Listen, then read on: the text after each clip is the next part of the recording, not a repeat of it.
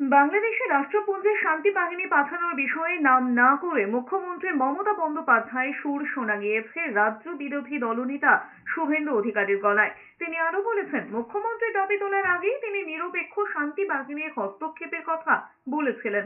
শুভেন্দুর মন্তব্য, মুখ্যমন্ত্রী এখন পশ্চিমবঙ্গ সহ ভারতের সংখ্যাগুরুদের সন্তুষ্ট করতে মাঠে নেমেছেন। বিরোধী নেতার বক্তব্য, প্রতিবেশী দেশে সংখ্যালঘুরা কোনো রাজনৈতিক দল বা ধর্মীয় সংগঠনের দ্বারা নিগৃহীত হচ্ছেন না, তারা অত্যাচারিত সেই দেশের প্রশাসন, পুলিশ আর বাহিনী দ্বারা। ফলে শান্তি ফেরাতে নিরপেক্ষ বাহিনী আর বিশ্ব মানবাধিকার কমিশনের হস্তক্ষেপ প্রয়োজন। এছাড়াও জেলবন্দি ইসকন সন্ন্যাসীর শুনানির আগে আইনজীবীদের ওপর হামলার ঘটনায় তীব্র নিন্দা করেছেন বিরোধী দলনেতা।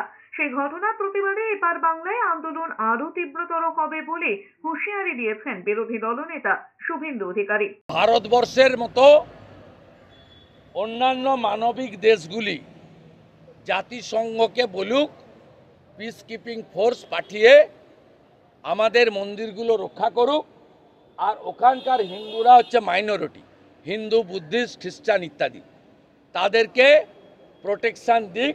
কারণ বাংলাদেশ সেনা, আর্মি, অ্যাডমিনিস্ট্রেশন তারা নিজেরা এই অত্যাচার করছে। কোনো রাজনৈতিক দল বা ধর্মীয় সংগঠন নয়, সরকার নিজে ইনভলভ।